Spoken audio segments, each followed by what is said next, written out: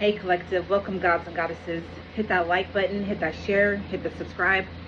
Anyways, I just got a download right now. So Spirit says that you are the princess and the pea. You remember that story, the princess and the pea? The princess, she came all super late, like all of the other, princesses had came to the castle to come meet the prince, so that they could be picked for the bride, you know what I mean? The bride of the prince. And they was all looking all fucking lavish and beautiful and just like, posh and polished and put together, right? But the princess and the pea, the actual prince, the one that came late, she came late, like she on her trip, her carriage wheel got broken. And she was one of them princesses that be with it, like, oh, like, let me help, like, let me get this done. And she wasn't afraid to get her hands dirty, and you know what I mean, things like that. So when the carriage wheel had broke, it was all on the side of the road and stuff like that, she's all like trying to help fix this wheel, right? Her coachman and her attendants were like, you're gonna be late, you're late, and come on, you can't be doing this, like, come on, we got to get to the castle and this and that. So she hopped on the horse and she rides to the castle. Now she looks all freaking dirty and disheveled because when she was over there trying to help her team out, like, you know what I mean, trying to fix this wheel. She gets to the castle and she's like, oh, I'm princess blah blah blah, and they're looking at her like, no, the hell you ain't. The other princesses is like, who is that? Oh my gosh, she's a mess. And she came late to the game, and like, you know what I'm saying, like. And the queen is looking at her like, child is filthy, all hair all disheveled, and she looked wild, you know what I mean. And she shows them her papers like, no, I'm really this princess from this kingdom over here. And then so the queen is like, oh, okay, we'll take her to her room. And she's like, the queen was like, oh, is she a real princess? Like, she's going to be delicate, and she's going to be able to feel this stuff. Now the princess, she's well mannered, she's very respectful, you know what I mean. So the queen is like, tells her attendants like, hey, place this pea underneath her mattress, you know what I mean. So you got the mattress right there on top of this pea, like, so there ain't no way that you should be able to fill this pea, you know what I mean, because of all these layers of, mattresses thick, you know what I'm saying, comforters and blankets, they thick, you know what I'm saying. So now the queen did this to all of the princesses, right? She was like, this how we gonna know this is a real princess, and this is gonna be the bride, you know what I mean. So all the other princesses, they come down, they're well rested, they look fucking beautiful, just like how when they arrived, you know what I mean. The princess that was looking a mess, she come downstairs looking a mess again, like, of course she got herself ready, but she got bags under her eyes, like, she just looks like she's tired of stuff like that. And so the queen, she asked each of them like, oh, how did you rest? How was your rest? How was your sleep? And of course they're like, oh, we slept. Everybody else is like, we slept fine, and this and that, like, it was just, oh, best sleep of my life. And the mattresses and the comforters, they were just so soft and so comfortable. And and then like the princess, the one that came late to the game, all disabled and stuff, she comes downstairs and she's like, the queen asked her, hey, yo, like, how'd you sleep? And she's like, oh, well, I slept okay. I was tossing and turning and stuff like that, but I'm okay. And she was like, what do you mean? She was like, well, the bed was uncomfortable. It felt like there was like a pebble or something in there. But she's like, but no, queen, like, it's nothing against you. I'm sure it was just because, anxiety or whatever, you know what I mean? And the queen goes and she smiles at her. She's surprised. The queen is surprised, first off, because she's like, this one? You know, the queen's looking at her like, what? This girl, like, she's a real royalty, you know. And she's looking at all the other princesses that were all put together and all of that other stuff. And she's like, you're the chosen one. You're the chosen one for our prince. You're gonna be our the betrothed. All the other girls are like, what? Her? Look at her. She looks crazy and this and that. And the queen is like, only a true princess would have been able to fill, you know, this pea that I had placed under each of the beds, under each of the mattresses of the beds. You know, she was like, one, she was kind and she was trying to hide the fact that she didn't sleep well because she's, you know, trying to be respectful and nice, and she didn't want to offend us. But she, you know, at the end of the day, she told the truth, and she was like, she could feel it even under all of these layers of comfort that we put on top. You know what I mean? So this so deep, you know. So you may have come into the game of whatever it is that you're doing, but you are chosen for it.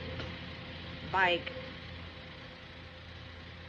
you know, these other people, they could really be like good at what they do, but you're better. You were made for it. You are sensitive to what needs to be done. You know, you are that princess in that story, the princess and the pea. It's just a download that I got right now while I was in the restroom, cleaning the restroom. And, you know, Spirit was like, you're the princess and the pea. And I was like, huh? And it was like, even though you came late, even though you look like you're a mess,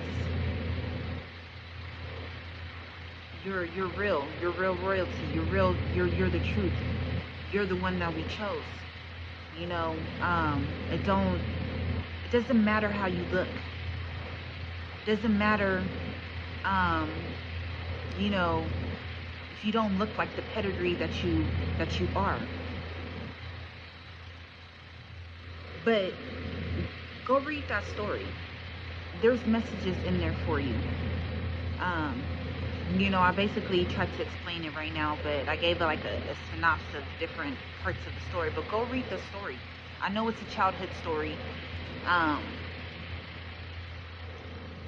but there's messages and downloads that you're going to receive from that. Spirit chose you, and you have a whole ass motherfucking kingdom waiting for you, that you're going to help rule over, and that you're going to help build, and that you're going to help just, you know, bring people into enlightenment. You know, you got all these naysayers that think that they're better than you. They look at you and they're just like, how this person? Who is this person? This person ain't real. Just because you look different, just because you know, you could be like a tomboy, tomgirl type, you know, adventurous, like outdoorsy. You could not look the part of whom you are. You know what I mean? But that's a good thing, because you get to see all of the sneers. You get to hear all of the snickers. You get to hear all of the messed up conversations that people have about you, because they want to talk about you, because they're like, they think that they're better than you.